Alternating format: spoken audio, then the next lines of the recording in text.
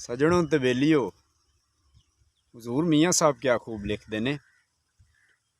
ये दुनिया इत्थे कोई ना कोई दुखी है, हर बंदा ही अपने अपने दुख विच दुखी है। ते मियाँ साहब की लिखते ने, दुखिए दी गल दुखिए ही जाने, सुखिए नू की खबरां टुर गए ने महबूब जिन्हां दे। फिर ओ रोंदे ने तक तक कबरां। दुनिया वालो ए दुनिया छोड़ो ते फड़ लो पल्ला रब दा औखे वेले। जिसने बेड़ा पार न गौना सबदा। ओए अमला वाले लंघ पार जांदे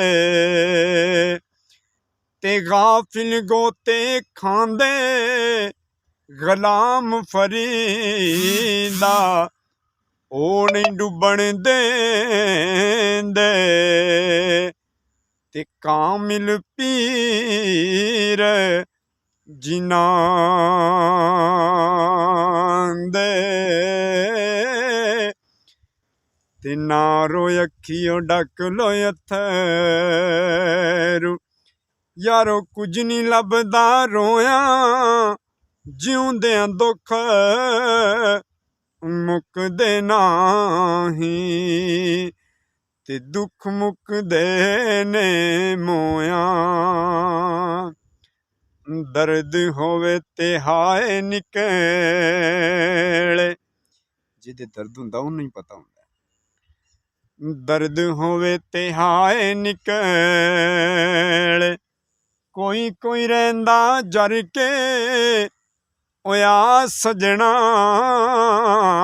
दियां गल्लां करिए मुँह गैरां वल कर गए।